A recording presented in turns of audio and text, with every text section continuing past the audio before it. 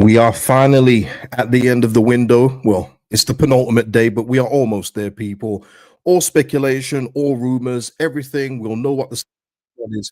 It will all be done. Need to pause this one here. Very smooth, Cage, very smooth. But listen, we will know what we've got to play with come the end of the day tomorrow. And personally, I cannot wait. I can't wait for this to be over. We know what Leeds United are going with, what we're going to be going without, and what other teams around us will be going with as well, because there's still a few rumors flying around for our promotion rivals. But I've got my head set on straight with this one. As long as Leeds United keep doing what we're doing, we don't need to worry about anybody else, people. But we're going to get into a couple of them today. It does seem to be only one name that's dominating the rumor spaces, and we'll speak about that. I put a poll in the chat, so if you want to get involved in that, and tell me which position you want to strengthen, guys. No point putting goalkeeper on there. We're not getting a goalkeeper. We're not selling Melier, so we're doing this in a realistic way today. Okay, when we come to the end of the window, when we grade the window, we can talk about all of that then, and we'll go through that in full. Ryan in the house, live on a Sunday evening. What a treat! Salute to you, Ryan, and salute to you, Annabelle. But yeah, it's been a good weekend, man. Not gonna lie, man. Listen, hey, one of you in the chat yesterday in the comments tried to spoil the Rumble. Let me just say this. I can't even remember who it was because I deleted the comment straight away just in case anyone else saw it. Posting spoilers, and by the way, they got them wrong, by the way, but posting spoilers is a dick move. Let me just say that, whether it's wrestling, whether it's a movie. Imagine like you're looking forward to going to see a Scream movie, and because someone's seen it, they go and post who the killers are. Are you crazy? That's some lonely person behavior. Be better. Be better. Don't be a dick. Don't be an incel. Don't be a prick. Simple. All right. It was you. It was you, Danny. Now I see your name. It was you. You tried to post spoilers in there, man. Be better. Evening all, says Allison. Yeah. And listen, Chris here. How poor were the Rumble outcomes? You know what, man? These kind of things don't really bother me anymore, Chris. I kind of like go for the ride now, because listen. Surely you guys have seen it now, right? But listen, when Punk went over, I was like, well, where are we going now? You know what I mean? But look, it is what it is. It is what it is. Let's see the journey they take us on. That's what it is. That's what a TV show is supposed to do. Let's see the journey we take us on from now till WrestleMania. You know, one of those. HM, I'm gonna go with HM. Yeah, thank you for the super sticker, man. Appreciate you, man. Tim is saying he's still basking in the glory. Listen, it was beautiful. And just to sum up,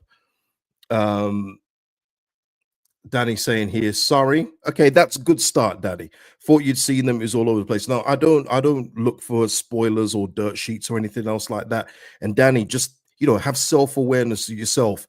Posting it in there for people that don't want spoilers, it's still a dick move. All right. So just be better in the future. Maybe it will go on other channels. Maybe they will allow that. Come on, man. This is it for the entertainment, man, for the entertainer. Luke, yeet. Yeah, well, yeah, there you go. Listen, Farker, before we turn this into a Royal Rumble reaction, and I could do it, I could do it. Don't make me do it. Don't make me do it. After a win, always relief, but with such a scoreline, it's even more enjoyable, which is good. Which is good because we've heard him before saying don't disrespect the opponent. Well, we really disrespected Cardiff yesterday, and it was wonderful to watch, people. It was absolutely beautiful. We have to be relentless and show that today. Desire and discipline, even at 5-0, could have scored even more. And I agree. Listen, there were some people that saying it could have been 10.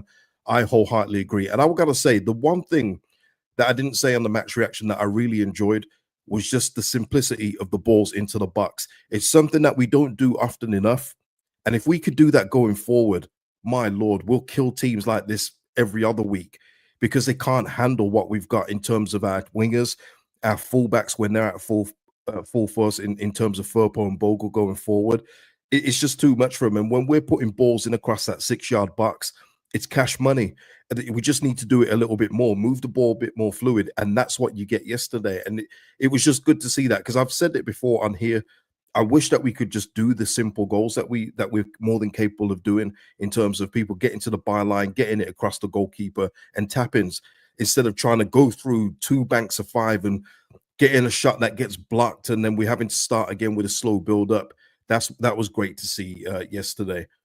Um, going on forward, he said Farker did say it's a great win, but best moments. He's won the league 5 times in his career, which he likes to remind us. Something different over a long season instead of 3 points.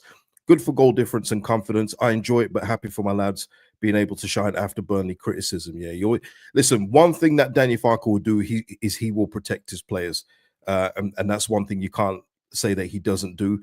You know, he would have heard everything after Burnley, but you know, it was rightly criticized. It was a poor game and it was a poor game plan. It was to not lose in that game. But yesterday he got it all right. And he's right, by the way. It's an enjoyable result, and I'm still enjoying it today. People 7-0 is nothing to just move on from. But he's right. In the grand scheme of things, there's bigger things. And if it turns into promotion at the end of the season, then you can look back and go, hey, remember when we tonked Cardiff 7-0? Because it's like I said, all of last year's good results that we've had, no one really talks about them because they don't matter in the grand scheme of things. They don't matter anymore. So hopefully it means something, right? It means something. Eloquently saying Cardiff played us like they didn't get the memo. It was crazy. It was crazy stuff. Moving on as well, he said this here. It's put to Farker. This is a fairy tale that it couldn't have got any better with Joseph and Nonto scoring. And Farker said Ramazani was missing smiles. He was motivated to score. Delighted for William Mateo. Good for their confidence. Yeah. You know what? It's kind of like one of those, isn't it? You know, remember when you were back at school and there was always that naughty kid in class, and he was naughty all year until like the final 2 weeks, and he's kind of like quiet and like kissing up to the teacher a bit, and then you realize it's because it's teachers' parents' evening. You know, one of those, and all he thinks all the bad year of behavior is gone, and then the last 2 weeks count. Oh boy, the teachers don't forget that quick. But listen, yeah, no, everyone played their part yesterday. Absolutely everybody, and that was the pleasing thing, and that's why for me it was the most complete performance of the season. Not just because of the scoreline, but for the spread of the goals, including the strikers. We've had spread of goals in other games before, whether it would be wingers, central midfielders, centre backs. Our strikers got in on the act yesterday, and like I said, and I'll stick with it, that was Joel Peru's best game of the season, or of his Leeds career, I would say, overall so far. Absolutely brilliant.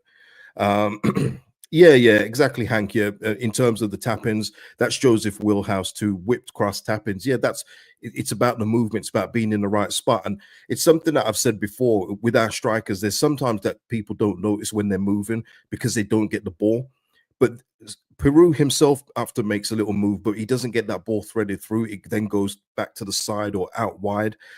If the strikers don't think the ball's going to come at certain points, they're going to start moving, on a much grander scale, like Erling Haaland, probably, last season when he was on a little goal drought, probably about 5 games, he stopped moving for a bit because the ball wasn't coming to him. And that does happen. But if strikers know that the ball's going to be there, like with Firpo when he plays, then they're going to make the movements a lot more. And that's what we saw yesterday. It was brilliant, man. Um, No, Thirsty here asking if we've got an option to buy Solomon. I don't think there is an option. Maybe they could negotiate at the end of the season if all parties really want to, but I don't think there's an option. I think it was a straight up loan, if I remember correctly. So yeah, because I don't remember there being any fee being linked with Solomon, so it must have been a straight up loan for the season. But yeah, he's doing well for us, isn't he? And again, it's that one of Ramazani, Solomon. How can you drop Solomon? I think I saw a stat yesterday that I can't remember from the time frame, but Dan James and Mano Solomon have both got 4 goals, 4 assists in a certain time frame. How do you drop that? You know what I mean? And that goes into my thinking as well with the rest of the window and why I don't think we need that much to just get the rest of the season done and see ourselves back up to the Premier League.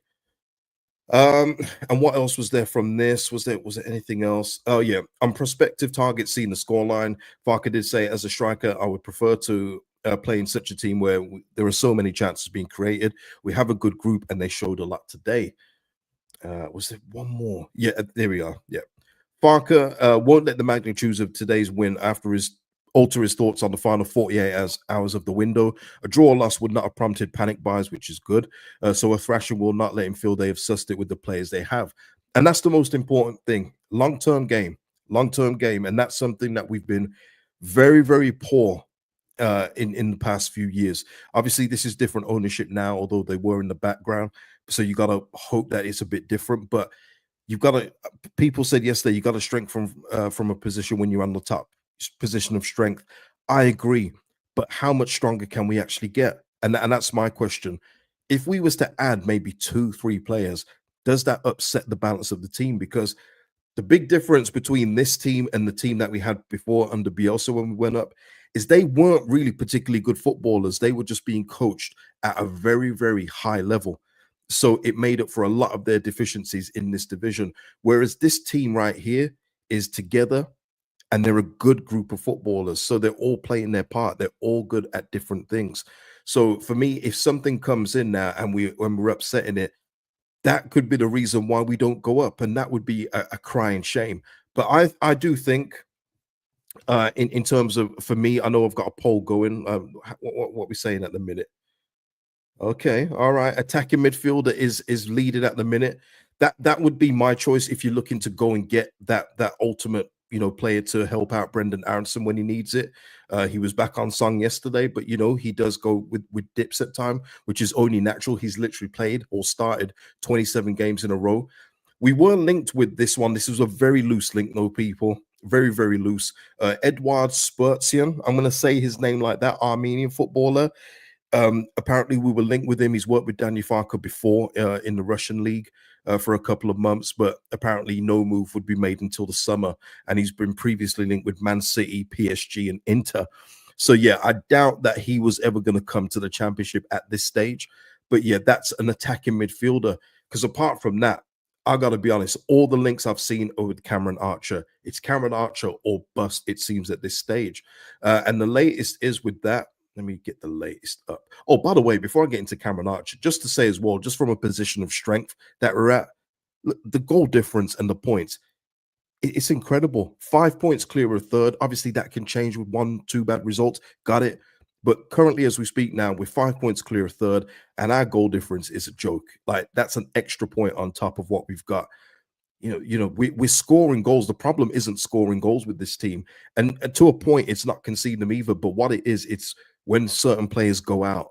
When if Strout goes down with another hamstring injury for a bit, Max Verber's knee's not good. That's why, for me, attacking central midfielder and centre back are the two most important things that we can strengthen in this window, in my opinion.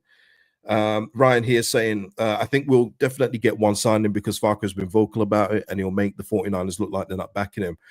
I had this other theory though, Ryan, that maybe if we don't get anybody, maybe they'll have thought that people will just appreciate we tried.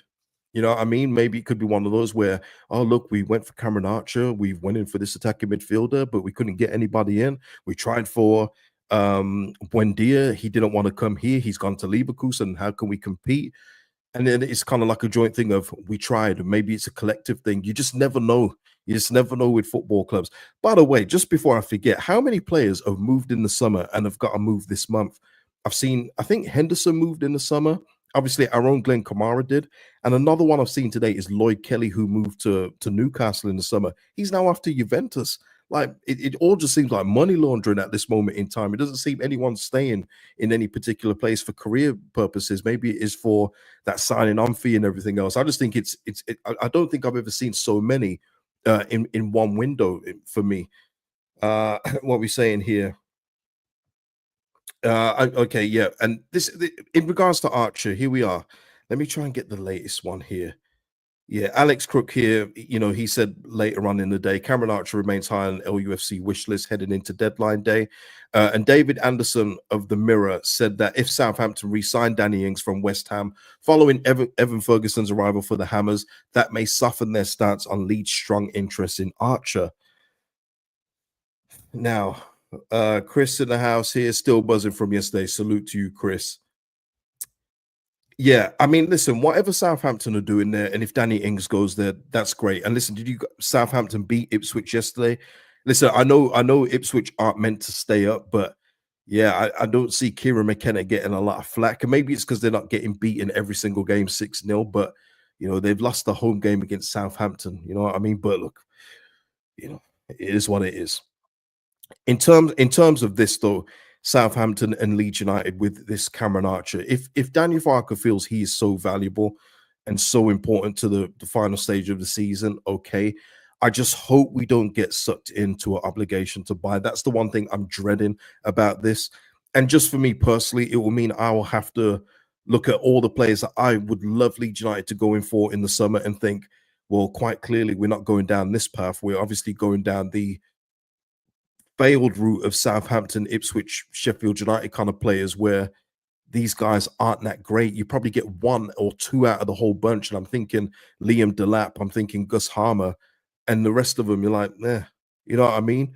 But we should be, shopping in a different pool. But if we're then committed to Southampton to paying them something like 15 to 20 in the summer for Cameron Archer, I'd be gutted, man. I'm not gonna lie. I'd be absolutely gutted because that's not what I see Leeds United having to do come the summertime in terms of business.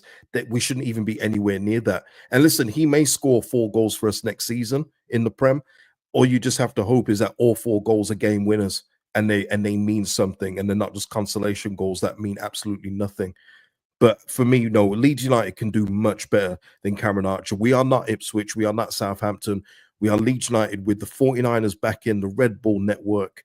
You've got to do better than this. But if Southampton would just could accept a straight up loan, I'm good. I'm good. Listen, again, goalkeeper's not on the poll because it's not realistic. We're doing realistic today. We talk about everything at the end of the window when we do our general rating, okay, and we'll do it then. But realistically, we're not selling Melier. We're not bringing in a goalkeeper. These are the 3 positions I think that Leeds United will be shopping in by tomorrow's deadline. FV White saying when we go up, love that FV White. I hope and pray we don't dither in the summer window. No, we can't. There's work to do, FV White. There's work to do. Uh, the goalkeeper. Riley here thinking obligation to buy will be fine for minus 10 million.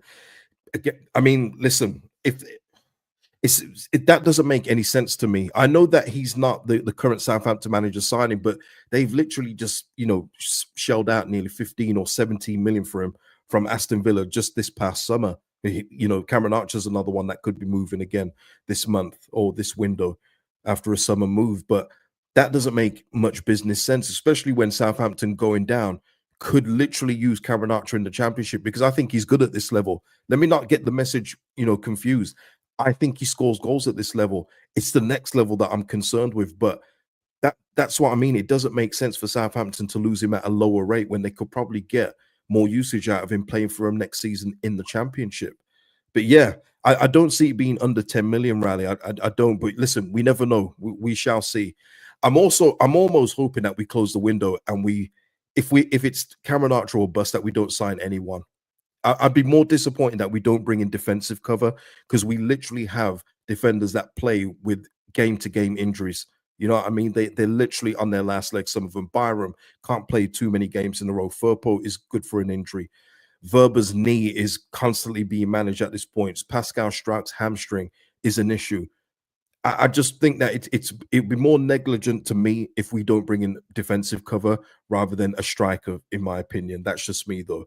Man said, why isn't Ryan and Kent on the poll? Tremendous. Oh, man.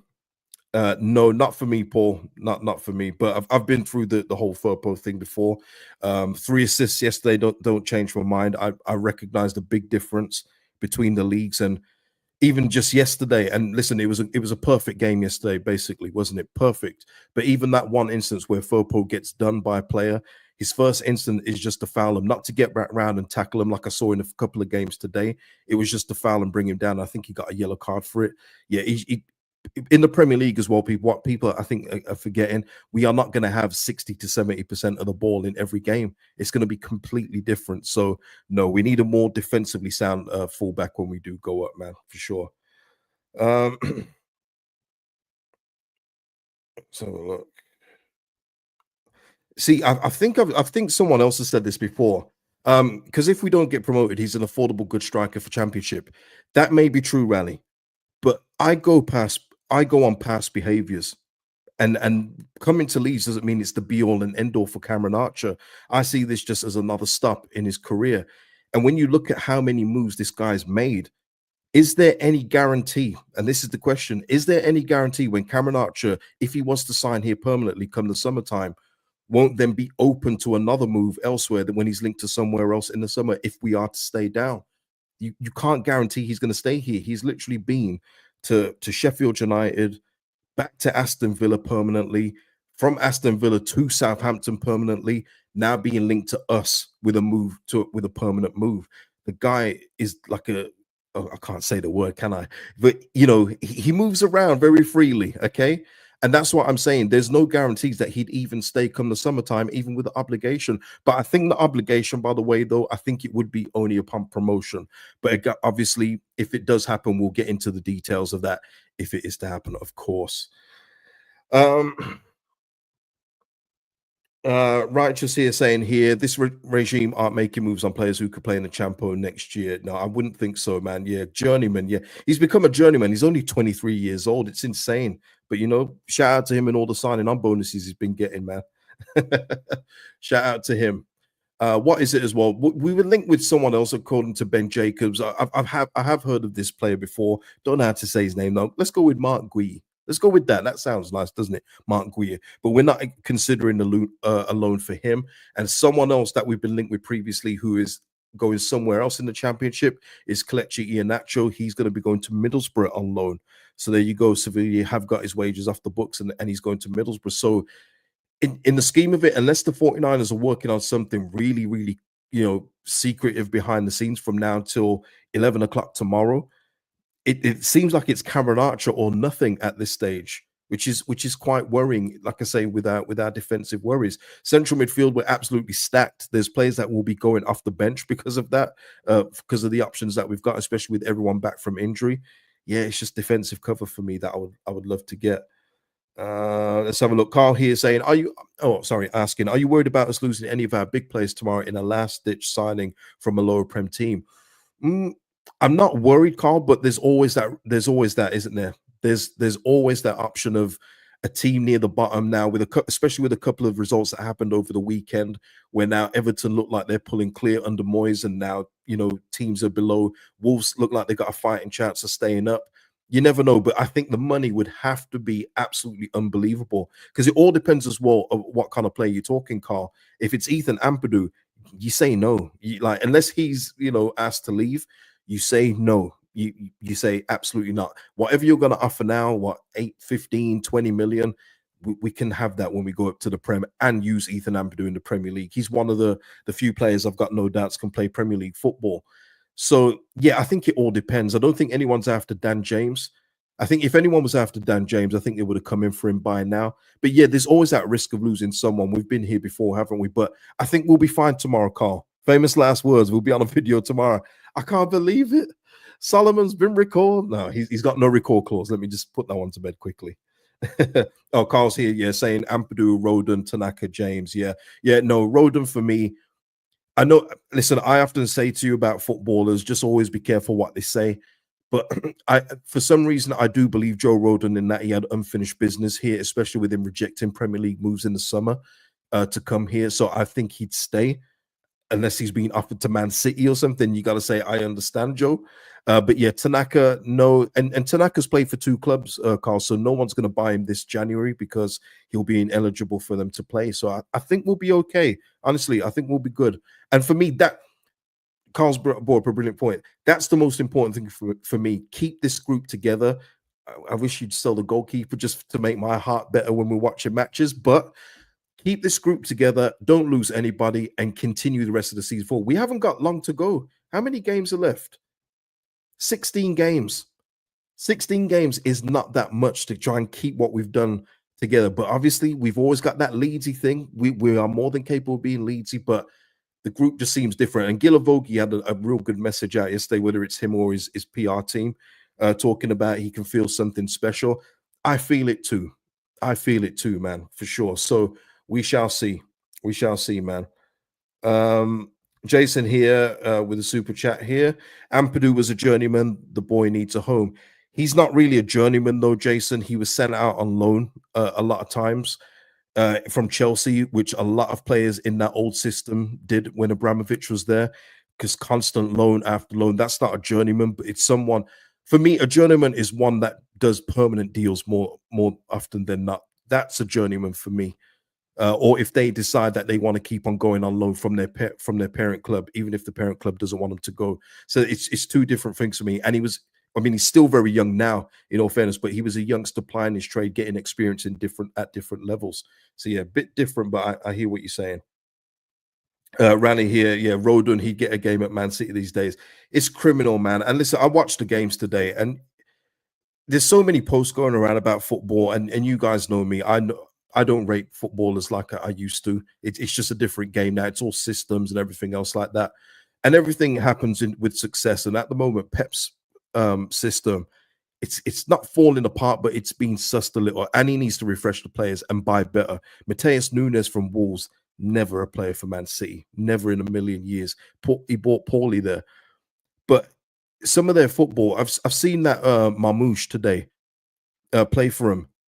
Him and Savinho were on the left wing together. These are two players that should be dribbling past players, and instead they headed back to Guardiola. That's everything wrong with football for me.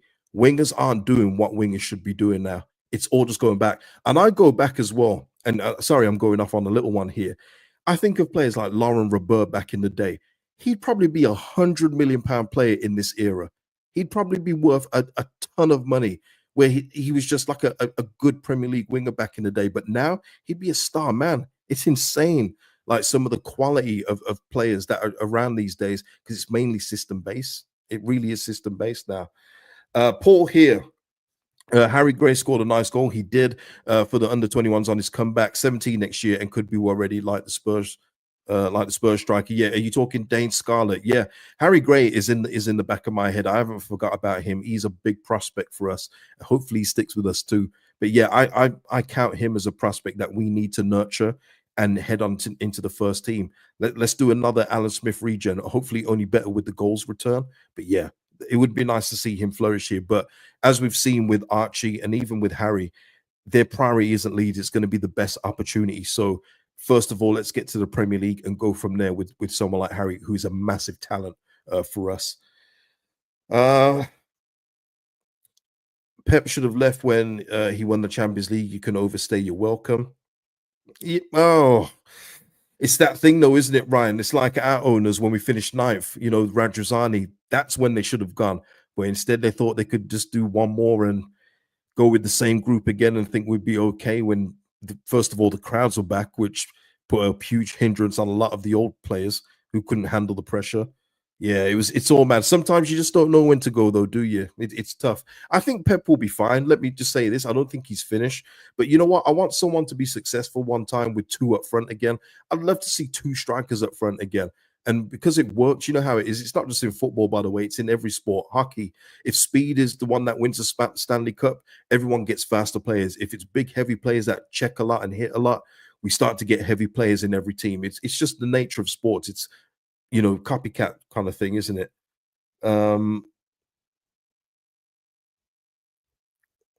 So yeah, Dave, I would take Pep, yeah. Absolutely would. Absolutely. Right, just saying here. I thought City were the better team first half, then they collapsed second. I thought Arsenal were quite dominant, man.